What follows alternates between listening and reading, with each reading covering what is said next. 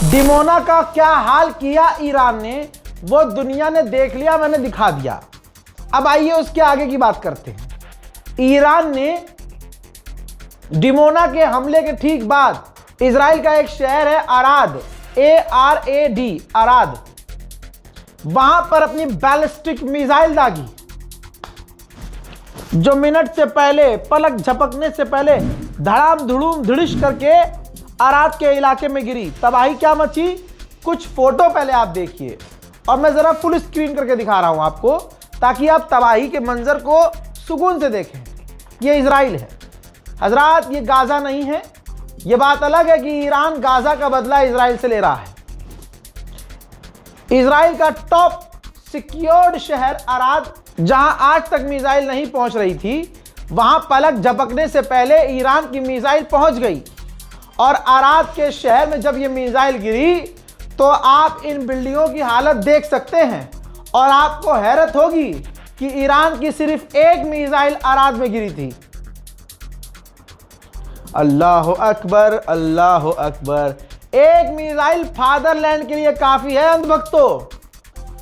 इसीलिए कहते हैं किसी को बाप बनाओ तो देखकर बनाओ। ईरान को बाप बनाते तो आज तुम्हारे चेहरे पर मुस्कान होती। पूरी दुनिया ईरान के पावर का लोहा मान रही है। अभी आपके सामने देख लो ना, ईरान की एक मिसाइल और मोहल्ला इजराइल का पूरा बर्बाद। इस हमले में 50 से 60 लोग इजरायली घायल हैं, भारी तबाही मची है। और आपको आगे की बात बताऊं, ईरान की एक बैलिस्टिक मिसाइल को रोकने के लिए इजराइल के डिफेंस सिस्टम पूरी तरह से फेल हो गए और मिसाइलें जाकर धपाधप गिरी हैं, जिससे तबाही खौफनाक मची है। आइए अब तबाही के कुछ ऐसे मंजर जो आपके लिए जरूरी हैं।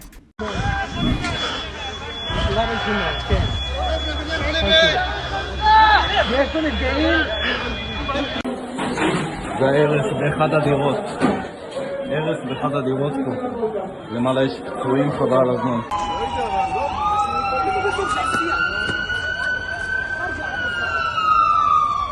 פגיעה ישירה בערד, פגיעה ישירה בערד, פגיעה ישירה בערד.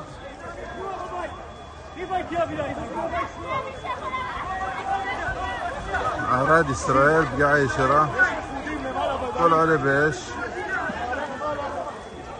לאמבולנסים, בוא, אתה רוצה לתת לי את הילד? לעבור לך איתו? תן לי. שתעשה במכנסיים. בואו נתרחק מפה. חברים להתרחק, חברים להתרחק. अल्लाह अकबर, अल्लाह अकबर। इसीलिए कहते हैं सुपर पावर अल्लाह के सिवा कोई नहीं है।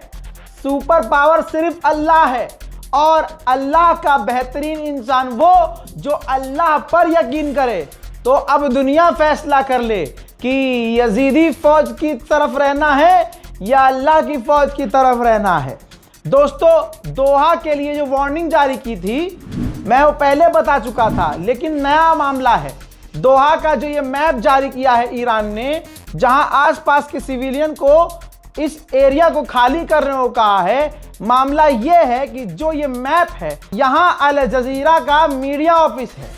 अल जजीरा का यानी मीडिया जहां ऑफिस है, वो ही एरिया ईरान के निशाने पर है और ईरान ने इसको खाली करने को कह दिया है। अब आइए थोड़ा सा और दिखा देता हूं कि ईरान ने इजराइल को कितनी ज्यादा ईदी दे दी है। बहुत ज्यादा, इतनी ज्यादा ईदी नहीं देनी चाहिए। ये देखिए, ये डिमोना की जगह है, इजराइल का डिमोना एरिया, जो सबसे ज्यादा इजराइल में सिक्योर है। जेरूशलम, तेल अवीव, इन तमाम जगहों से ज्यादा सिक्योर जगह है। इस डिमोना पर जब हमला ईरान ने किया तो ईरान की उस मिसाइल को भी रोकने की कोशिश की गई थी, लेकिन तबाही के मंजर आपके सामने चीख चीख के कह रहे हैं कि फादरलैंड छेद दिए गए हैं। मेरे दोस्तों, ये जो रात गुजरी है, जिसमें एक दिन पहले नेतन्याहू ने ईरानियों को चिढ़ाया था हैप्पी नौरोज बोलकर, ईरान ने असल में उसको सीरियस ले लिया और इजराइल के तमाम साथियों को ईदी दे दी। भाई कतर में जो हमला ईरान ने दोबारा से किया बीती रात, उसमें हिट हुआ हीलियम एरिया, जहां कतर हीलियम बनाता है और पूरी दुनिया को एक्सपोर्ट करता है। तो अब आप समझ लीजिए कि हीलियम क्यों चाहिए होता है, हीलियम की खासियत क्या होती है, आपके लिए हीलियम क्यों जरूरी है, आपका मुल्क हीलियम का क्या करता है, वो सब खुद सर्च करो। लेकिन पूरी दुनिया को जो हीलियम देता है कतर, वो अब सप्लाई टूट गई है और हीलियम कतर ने बनाना अब बंद कर दिया है। उधर बहरीन में भी अमेरिका के मिलिट्री बेस पर मिसाइलें हिट हुई हैं। भाई एक रात में ऐसे हमले हो रहे हैं पूरे मिडिल ईस्ट में कि ऐसा लग रहा है कि ईरान अकेला नहीं लड़ रहा है, 11-12 लोग लड़ रहे हैं उसकी तरफ से। कौन है वो 12 लोग भाई, दिमाग खुद लगा लो, समझदार ही समझ पाएगा इस चीज को।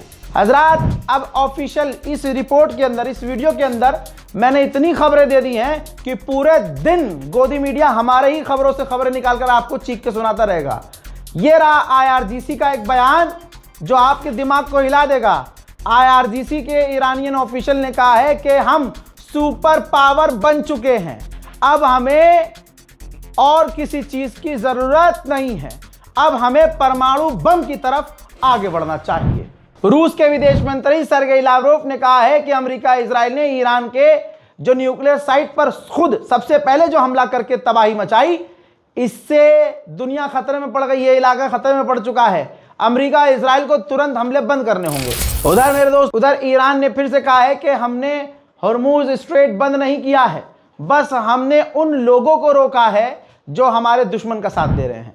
ब्रिटेन के सबसे बड़े अखबार ने लिख दिया है कि ब्रिटेन अपनी नेवी ईरान के खिलाफ नहीं भेजेगा, क्योंकि ब्रिटेन को दिख रहा है कि सिचुएशन काफी खराब है और अगर ब्रिटेन जंग में कूदा तो ब्रिटेन की नेवी भी बर्बाद हो जाएगी। ईरान ने कहा था, गैंग्स ऑफ वसेपुर का डायलॉग याद होगा, इतना बम मारेंगे, इतना बम मारेंगे कि पूरा इलाका धुआं धुआं हो जाएगा। चाचा ने तो कहा था धुआं धुआं हो जाएगा, असल में धुआं धुआं कहते किसे हैं, ईरान ने याद दिला दिया।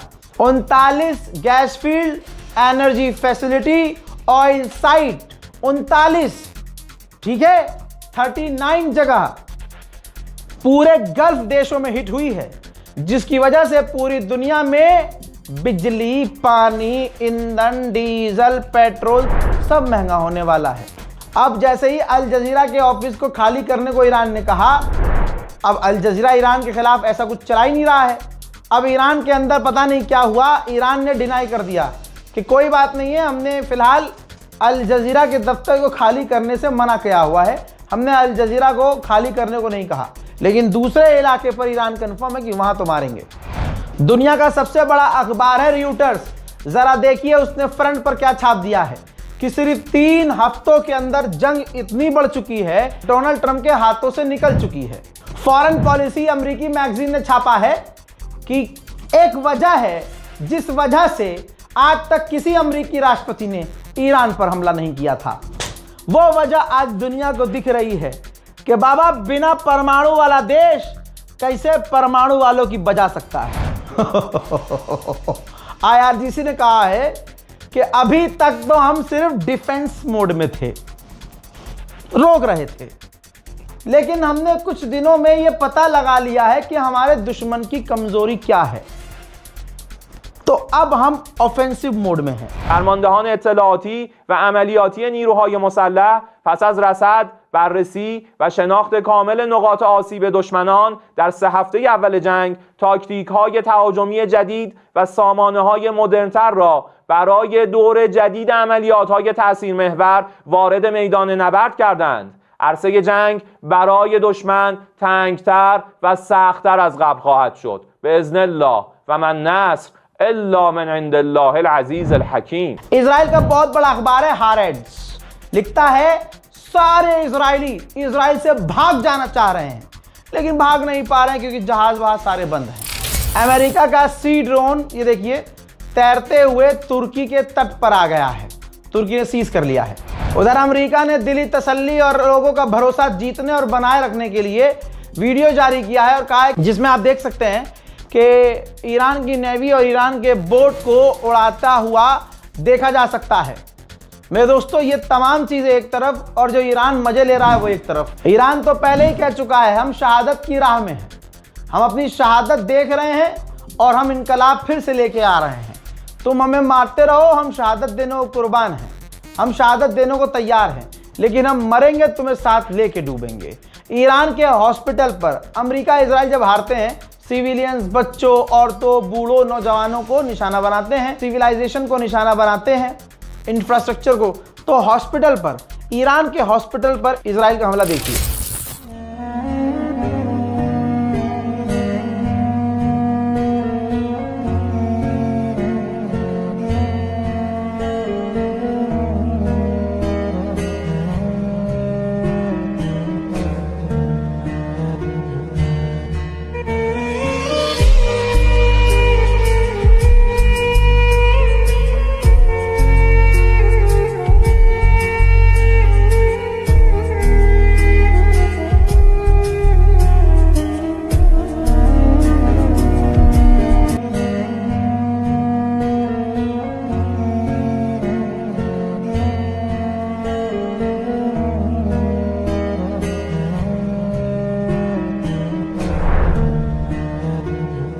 इन तमाम चीजों के बीच अमेरिका इजराइल का प्लान तैयार है कि ईरान लड़ के भिड़ के स्ट्रेट ऑफ हॉर्मुज उससे ले लिया जाए। मेरे दोस्तों, ईरान बहुत बढ़िया खेल रहा है, इसके गवाह हम खुद हैं। हम ही ईरान के सोर्स से बताते हैं कि ईरान ने डियागो गार्सिया पर हमला किया, 2397 किलोमीटर की दूरी की मिसाइल दाग दी।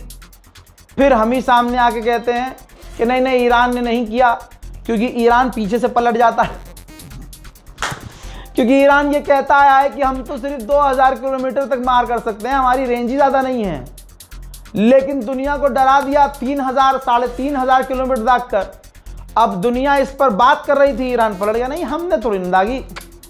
अरे वो तो जाफर जिन थे, घूमते घूमते जा रहे थे। हमारे चैनल है इजराइल का, चैनल 14, उसने बताया है कि जैसे ही डिमोना पर ईरान ने हमला किया तो इतना भी समय इजरायली ऑफिशियल को नहीं मिला। तमाम इजरायली ऑफिशियल फौरन फोन पर ही मीटिंग शुरू कर चुके हैं।